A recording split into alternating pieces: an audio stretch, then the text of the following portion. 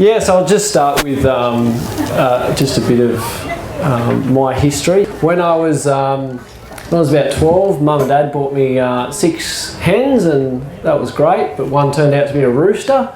So there's a picture of me and Wally the rooster. One thing I learnt really quickly, and I'll be talking on a bit today, is having birds on grass. Now, I think I'm preaching to the converted here. So I learnt pretty quick that if I had all the chooks just in a chook run and I never moved them, they would turn that area to dirt really, really fast. So one thing, together with my dad, we thought, let's put them in movable coops. So we made some movable coops there. There's Mum and Dad's house, and there's thick grass, and the grass was always really, really tall, and it was just always too tall. We had to start mowing it. So it was one thing I learnt really quick, that to have healthy chickens, move them regularly on fresh grass. So these were the chicken coops that I made myself. They're just, they're made out of PVC pipe. They were 2 metres long and 1 metre wide. And they've just got your poly pipe over just to provide some support. And I think there's about 4 of them in this picture here. And I was just loving breeding chickens, and then I'd go sell them at the local farmers market. So there's me, and I've got chickens for sale in cages, and have my mates helping me. So it was just my dream of just like breeding chickens, and I was never really into show birds. I was always into, well, they've got to pay for themselves. They've got to feed us and feed everyone else. So I was the kid that would harvest the roosters and collect the eggs from the hens. So as I got a bit older, one of my dreams came true. I got to work on a local free-range egg farm, and it was probably one of Australia's original pastured egg farms with movable chicken coops. This farm, the brand's still going today, Organic Ways, and they were a certified organic farm. And so I learned a lot of techniques from them, some good things and also some bad things. So they've got an old shed here they put together themselves, really cheap. And they've got nesting boxes both ends, and in the nesting boxes is sawdust and straw.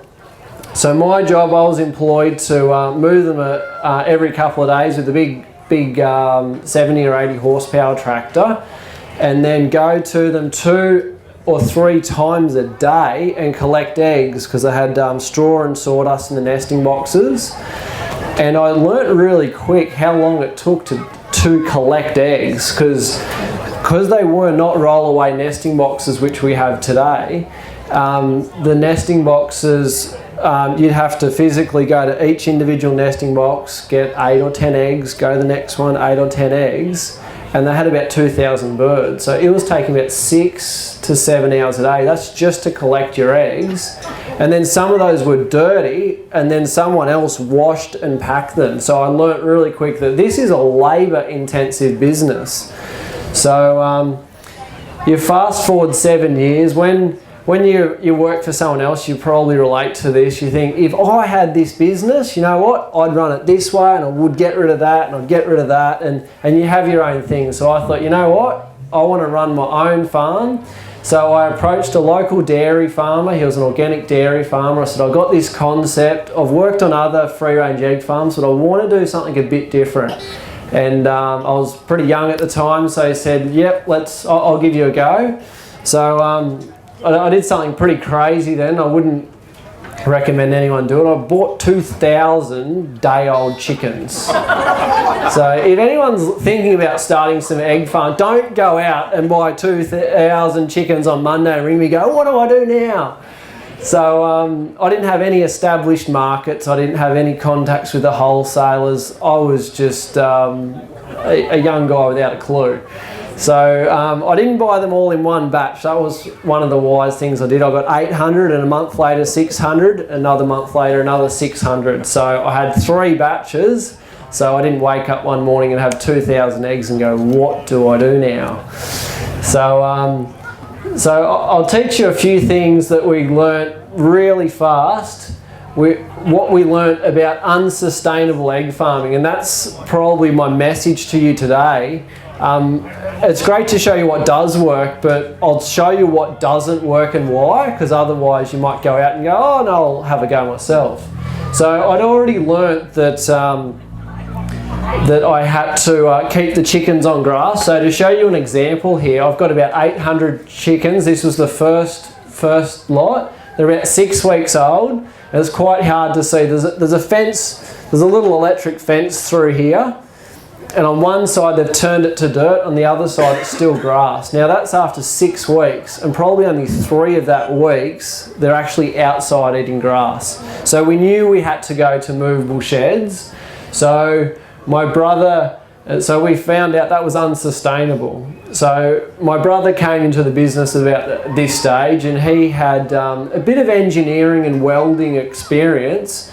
So we came up with a shed design, and we built it on skids, because I'd worked on other farms with a shed on skids. And I thought, okay, this is great, we can tow it around the paddock. And we didn't really know the best design for the shed. We'd sort of had ideas in mind.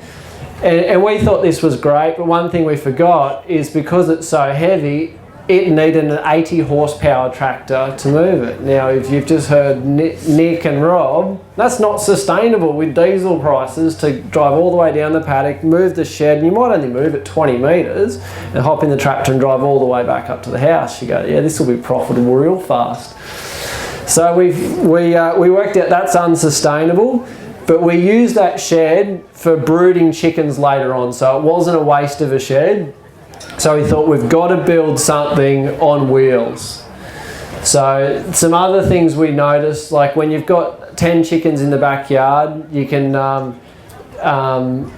the inputs aren't as high as if you have 2,000 chickens. So it's hard to see in this picture, but I had 20-litre water drums just down sort of in the paddock, which I filled up every couple of days. But come summertime, you're almost filling them up twice a day. And then that's unsustainable. Also, we had small feed bins. I thought, if I'll put little feed bins in the paddock and then grab a bucket and then hand feed it out, it'll save time. But you'd spend more time sort of filling up these feed bins rather than actually feeding chickens. So at about this point, we started to design what we now call the chicken caravan. Now what it is my brother Evan in this workshop we rented. It's an 8 metre long shed and 2.5 metres wide, so it's a bit shorter than a semi-trailer. It's got a single axle underneath it, so we wanted something that can be just moved with your ordinary farm vehicle. And so we put the design together. We wanted roll-away nesting boxes, we wanted a conveyor belt, and the main goal with this chicken caravan was to cut down labour. Anything we could do to save a bit more time on the farm, we did. And then December 2010, on Christmas Eve, we had our first chicken caravan. We didn't even know what it was going to look like until it turned up. And a short time later, we're like, you know what? Looks a bit like a caravan. So that's where the name came from. Pretty original.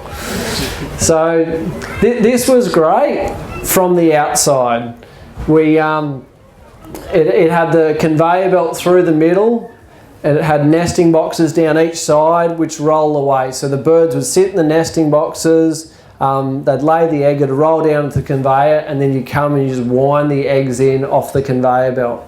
And it's hard to see there, but our first egg laid on the conveyor, and I remember looking down that conveyor belt after the months and months of feeding these chickens and feeding them and all this hard work going. A chook actually knows where to lay. And I thought I'd hate to do this and just find there's just eggs all out in the paddock, but the chooks had voted and thought, you know what, we're going to lay here, so that's a good thing. Because we had never made a chicken caravan before, we didn't know what was going to work and what wasn't going to work. So we found out soon on, we had manure build up on the tyre guards because we had like a flat top, so we thought that's not cool. The nesting boxes, we were pretty clever in designing them so they swing, so if you're on uneven ground, they would sort of float to be level, because that was one of the hardest things, to get a rollaway nesting box into a movable shed. But we didn't do a lock-off system, so you get 15 birds up one side and the nesting boxes would slowly sort of tilt over this way, then you get a few over that side. So like, that's not cool. You want a bird to hop in there and feel nice and secure, not like, whoa, we're on the ship and it's a bit of swaying around. And the main thing we found, the hens were sitting in the nesting boxes at night, and if you've got a few chooks and they do their droppings there, and then you get 30 or 40 chooks use that nesting box the next day, and we had dirty eggs. We thought, we've got a roll-away system, we're going to have beautiful, clean eggs. Wasn't to be. So it's hard to see, but that's a full stack of eggs. There's probably 200 or 300 eggs there, and they're all dirty. And they took about 30 seconds per egg to wash. So you can just add up the minutes. Hours and hours a day just washing eggs. So what started with a great idea, we thought, hang on, there's a few flaws to this. We've got to go deeper. So at that stage, we went back to the chicken caravan and thought, how can we make a system that works well for the birds and works well for us? So we implemented in the nesting boxes, these nesting box gates, and they're hooked up to a ram, an actuator, and on a timer. So at 5 in the morning, these gates open up, so the nesting boxes are open for business, and then at 5 in the afternoon, they automatically close up so no birds can go in there at night.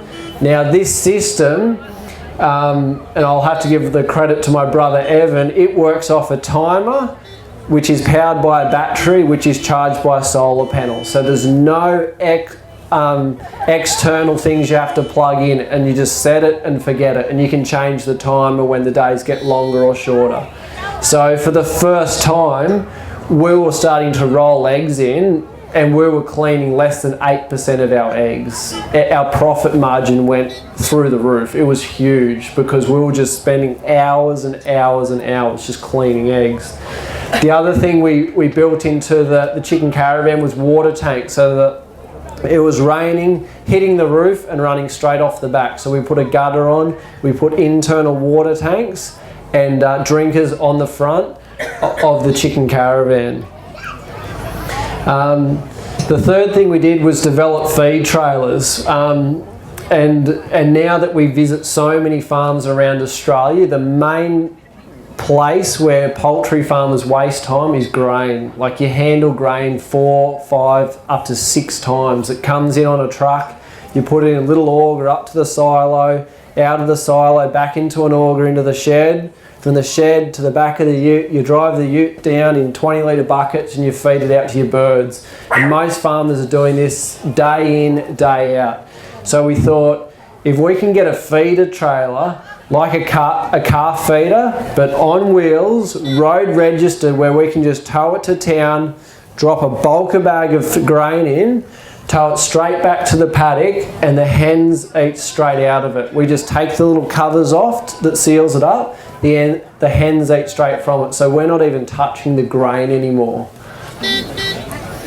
So November 2011, someone saw our system and our chicken caravan and said, are you guys going to sell these? And we're like, no, we're just looking forward to building this last one for us, and we're going to go egg farming. This is going to be great. And they said, oh, you really should sell these. There's farmers probably all over that will want them. So we weren't real sure about it. So we thought, let's turn up to a field day and we'll see. So we turned up to Farming Small Areas Expo, probably very similar to this one in Richmond in Sydney. And that's me standing in front for the photo for the Land newspaper. And we sold that actual caravan to farmers out west, Dunedoo. And so we thought, okay, other people might like these as well. So we did a little bit more marketing. And then we sold a few more caravans, and every one we'd always improve just a little bit more, because we get another bit of feedback from our farm or other farmers. And we kept on developing this product just to take time out, to the extent where most farmers now who have a chicken caravan, they say it's 20 minutes a day I feed, I collect the eggs and I'm out. And it's saving them, per chicken caravan, it's saving them 6 hours a week. So it was just October last year, we won the land farm invention of the year with the chicken caravan. The judges went over it, we won the regionals, and then we went on to win the nationals. And that wasn't something we really set out to do. We more thought, let's just enter. It might be a bit of publicity and have a chat to some people, and that would be it. And then to sort of take that out and to be recognised as having a piece of farming equipment that can make farming easier and more profitable for Australia, it was just such an honour to take out that prize. So we work with a number of clients sort of around Australia now. On the 1st of January this year, our business partners with our egg farm, because we'd established the markets and got it set up, they actually decided to buy out our side of it. They were dairy farmers and they wanted to diversify into chickens like years before I even approached them. And now that they had an egg farm set up on their property, they were very happy to buy us out. And now we just work with farmers all over Australia, and we're now doing international projects, setting up poultry farms, some in third world, some in developed countries of the world. So these are just some of our clients. This is Possum Creek Farm at Byron Bay. I think Nick Higgins, I think you might have had something to do with this farm. It's got beautiful, it's hard to see in the photos, but it's got beautiful swales that collect the water. This is just an amazing farm. The owner of this farm, he's a businessman from the Gold Coast, and it was his way of sort of giving back. He wanted to actually produce sustainable food and also teach people. So they bring out some amazing speakers from around the world and have open days and field days. You can check them up on Facebook and on the internet. This farm here, this is Tom's Paddock in Glenburn, Victoria. And everyone farms or gets a chicken caravan. They've all got their own reasons. And Tom is 27 years of age. He's a third generation farmer, but with a couple of 100 acres and running beef, he couldn't sustain and keep the family farm. So he looked at other means of income to keep his livelihood. So when he gets married and has kids, they've still got the family farm. And through chickens, that gave him a weekly income and more cash flow and more profit to be able to sustain that. And now he's got a website selling eggs online, and I think he's selling them down into Melbourne. And now he's using the eggs to sell his beef through, direct to market through those same avenues. So for him, it was a tool for him to keep his farm. This is Gippsland free range eggs down in Gippsland, Victoria.